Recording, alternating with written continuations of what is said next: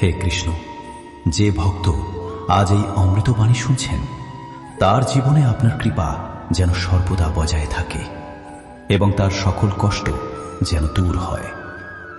বন্ধুরা, এই অদ্ভুত বাণী শোনার আগে নিজের বিচার ও ভক্তি প্রকাশ করতে নিচে কমেন্টে জয় শ্রী রাধে কৃষ্ণ অবশ্যই লিখুন। আপনার এই ভক্তি আমাদের এই যাত্রাকে আরো অদ্ভুত করে তুলবে।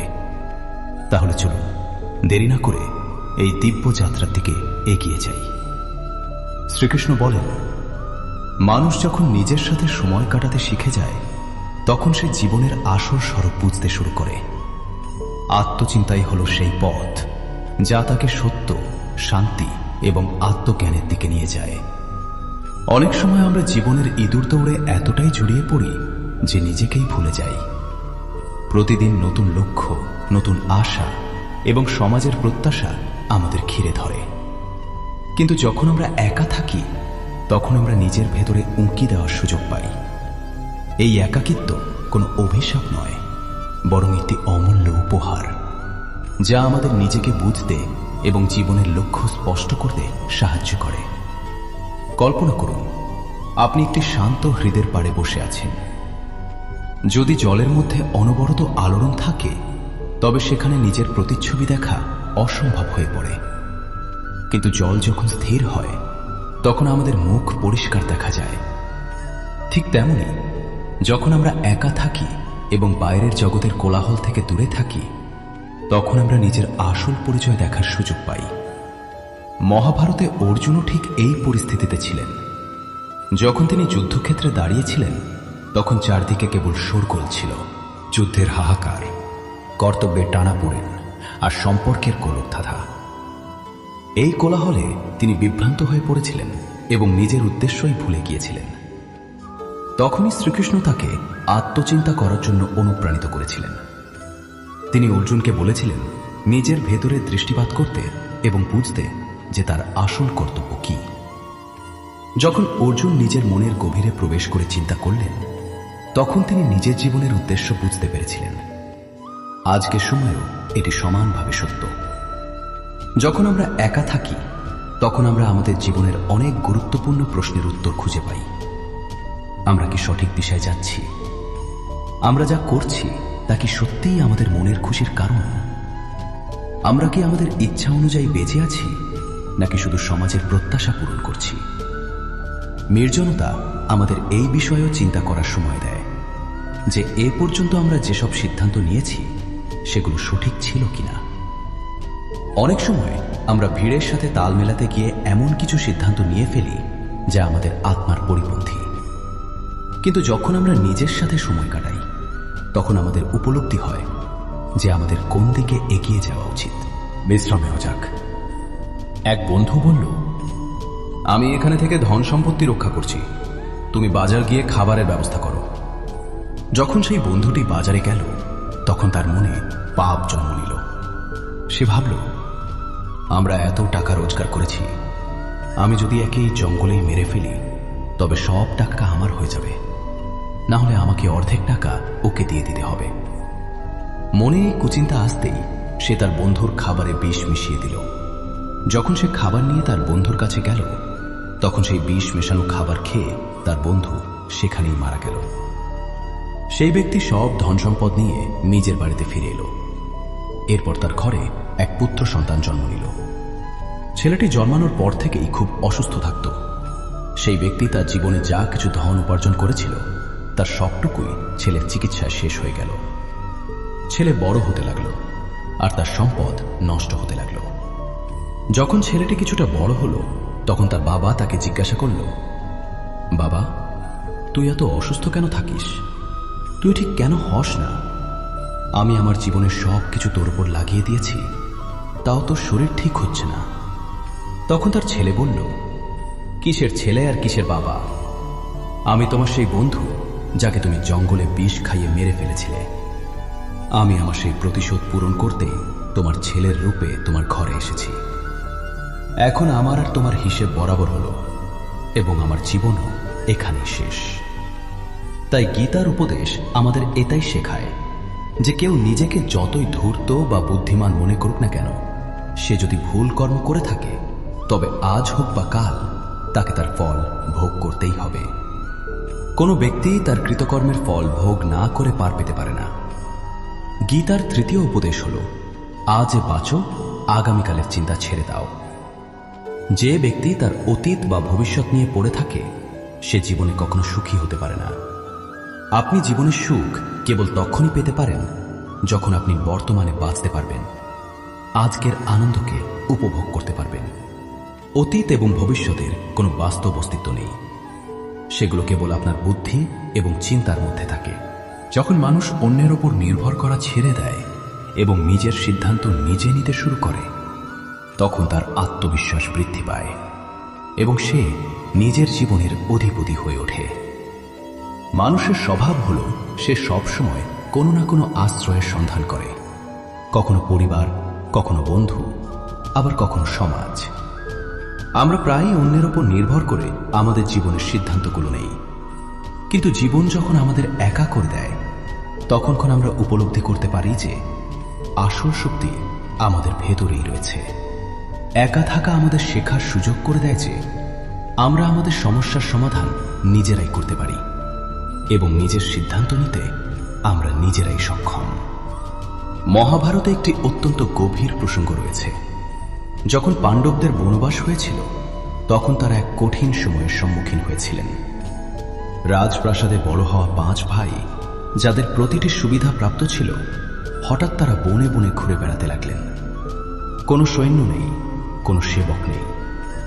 এখন তাদের কাছে কোনো সাহায্য বা সাহারা ছিল না, কিন্তু এই একাকিত্বই তাদের স্বনির্ভর করে তুলেছিল।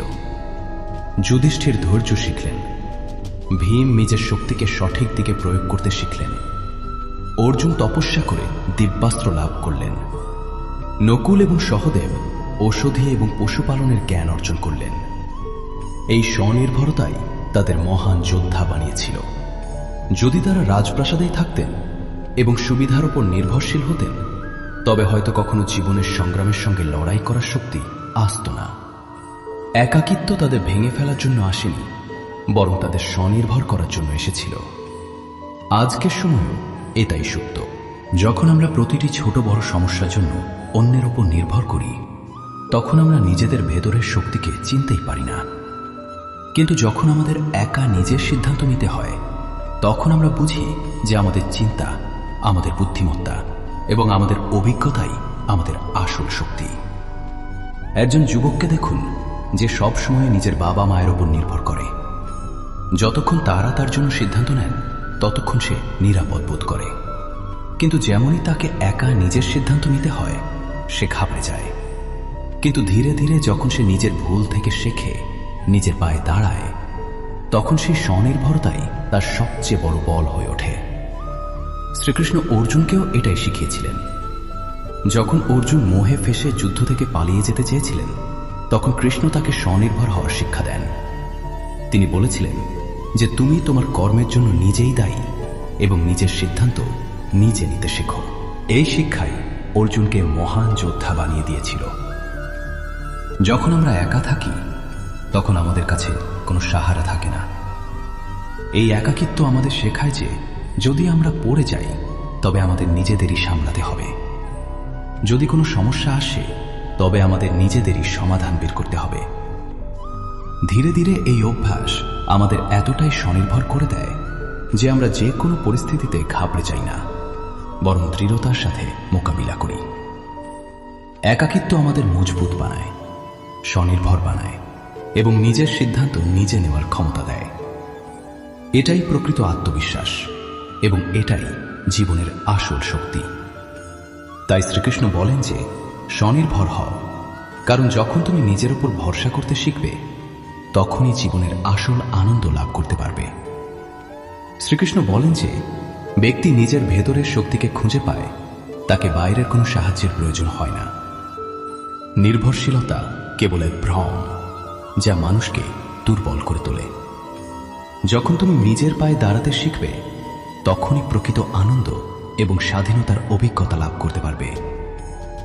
জীবনের সবচেয়ে বড় বিড়ম্বনা এই যে আমরা আমাদের সুখ দুঃখকে অন্যের সাথে জড়িয়ে দেখি। যতক্ষণ কেউ আমাদের সঙ্গ দেয় আমাদের মনে হয় আমরা সুখী, কিন্তু যেমনই কেউ আমাদের একা ছেড়ে দেয় আমরা ভেঙে পড়তে শুরু করি। এটি এই বিষয়ের সংকেত যে আমরা অন্যের ওপর অত্যধিক নির্ভরশীল হয়ে পড়েছি। কিন্তু যদি আমরা একা থাকার কলা বা শিল্প শিখে নিই, তবে এই নির্ভরশীলতা ধীরে ধীরে কমতে থাকে এবং আমাদের নিজেদের আসল শক্তির অনুভব হয়। স্বনির্ভরতার পথে 3টি প্রধান ধাপ। কল্পনা করুন, আপনি একটি সুন্দর নৌকায় বসে আছেন, কিন্তু আপনার নৌকাটি অন্য কারোর উপর নির্ভর করে বাঁধা আছে। আপনি ততক্ষণই এগিয়ে যেতে পারবেন যতক্ষণ অন্য ব্যক্তিটি চাইবেন, কিন্তু একদিন সেই বাঁধন খুলে যায় এবং আপনি দেখেন যে আপনার নৌকা এখন স্বাধীন। কিন্তু এবার আপনাকে নিজেই সেটি চালাতে হবে। যদি আপনি নৌকা চালাতে না জানেন তবে আপনি ঘাবড়ে যাবেন, কিন্তু যদি আপনি আগেতেই এটি চালানো শিখে নেন তবে আপনি আনন্দের সাথে নিজের সফরে বেরিয়ে পড়বেন। মহাভারতে দ্রৌপদীর জীবন এই সত্যের সবথেকে বড় উদাহরণ। যখন তার সাথে অন্যায় হল, তিনি প্রথমে নিজের স্বামীদের দিকে তাকালেন, তারপর গুরুজনদের দিকে, কিন্তু কেউ এগিয়ে এলো না। শেষে তিনি বুঝতে পারলেন যে কেউ তাকে বাঁচাতে আসবে না। তিনি শ্রীকৃষ্ণকে ডাকলেন এবং পূর্ণ সমর্পণের সাথে কেবল তাঁর উপর বিশ্বাস রাখলেন। সেই মুহূর্তে দ্রৌপদী এই শিক্ষা পেলেন যে যতক্ষণ আমরা অন্যের ওপর নির্ভরশীল থাকি ততক্ষণ আমরা দুর্বল অনুভব করি, কিন্তু যখন আমরা কেবল নিজের আত্মবল এবং ঈশ্বরের ওপর ভরসা করি তখনই আমরা প্রকৃত শক্তির অনুভব করতে পারি। আজকের সময়েও এই কথাটি একইভাবে সত্য। অনেক মানুষ মানসিকভাবে অন্যের ওপর এতটাই নির্ভরশীল হয়ে পড়েন যে তাদের আনন্দ এবং দুঃখের কারণ হয়ে দাঁড়ায় বাইরের মানুষ। যদি কেউ আমাদের প্রত্যাশা পূরণ করে তবে আমরা খুশি হই, আর যদি কেউ আমাদের ছেড়ে চলে যায় তবে আমরা ভেঙে পড়ি। কিন্তু যেই মুহূর্তে আমরা বুঝে যাই যে আমাদের জীবন আমাদের নিজেদেরই দায়িত্ব, তখনই আমাদের প্রত্যাশা কম হতে শুরু করে। যখন আমরা অন্যের থেকে আশা করা ছেড়ে দিই তখনই আমরা প্রকৃত অর্থে নিজের জীবনকে নিজের মতো করে বাঁচতে শুরু করি। একটি পাখির উদাহরণ নিন। যখন সে ছোট থাকে তখন মা বাবার বাসায় সুরক্ষিত থাকে। সে খাবার পায়, সুরক্ষা পায় এবং ওড়ার কোনো প্রয়োজন অনুভব করে না। কিন্তু যেই সে বড় হয়, মা বাবা তাকে বাসা ছাড়তে বাধ্য করেন। প্রথমবার যখন সে একা ওড়ে তখন তার ভয় লাগে, কিন্তু যেই সে বাতাসে নিজের ডানার শক্তি অনুভব করে সে বুঝতে পারে যে সে নিজেও উড়তে সক্ষম এবং এখন তার আর কোনো অবলম্বনের প্রয়োজন নেই। শ্রীকৃষ্ণ আমাদের এটাই শেখান, আমাদের নিজেদের ডানার উপর ভরসা করতে শেখা উচিত। অন্যের ডালে বসে জীবন কাটানো উচিত নয়। যখন আমরা একা থাকতে শিখি তখন আমাদের অন্যের স্বীকৃতি বা সহায়ের প্রয়োজন অনুভব হয় না। আমরা আমাদের ভিতরের শক্তিকে চিনতে পারি এবং নিজের জীবনকে নিজের ইচ্ছা অনুযায়ী কাটাতে শুরু করি। এটাই হলো স্বনির্ভরতার সবথেকে বড় পরিচয়। তাই যখনই জীবন তোমাকে একা করে দেবে তাকে একটি সুযোগ হিসেবে দেখো। এটি সময় নিজের নৌকা নিজে চালানোর, নিজের ডানাকে চেনার এবং নিজের জীবনকে পুরোপুরি নিজের মতো করে বাঁচার। এটাই প্রকৃত স্বাধীনতা এবং এটাই আত্মশক্তির সবথেকে বড় অর্জন। শ্রীকৃষ্ণ বলেন, সম্পর্কের পরিচয় সুখে নয় বরং কঠিন সময় হয়। যখন পৃথিবী তোমাকে একা ছেড়ে দেবে তখন যে তোমার সাথে দাঁড়িয়ে থাকবে সেই তোমার প্রকৃত আপনজন। মতিভ্রমে পড়ো না। যা জলের মতো প্রতিটি রূপ ধারণ করে বয়ে চলে তাই হলো প্রেম এবং প্রকৃত সম্পর্কের প্রতীক। জীবনে যতক্ষণ আমরা মানুষে ঘেরা থাকি ততক্ষণ আমরা বুঝতে পারি না যে কে সত্যিই আমাদের সাথে আছে আর কে কেবল পরিস্থিতির কারণে আমাদের কাছে আছে। কিন্তু যখন আমরা একা হতে শুরু করি, যখন আমাদের কারোর খুব প্রয়োজন হয় এবং তখনও কেউ আমাদের পাশে দাঁড়িয়ে থাকে, তখন আমরা বুঝতে পারি যে সেই সম্পর্কটি অকৃত্রিম। একা থাকা আমাদের অনুভব করায় যে কে কেবল সুবিধার জন্য আমাদের সাথে ছিল আর কে সত্যিই আমাদের জীবনের এক গুরুত্বপূর্ণ অংশ।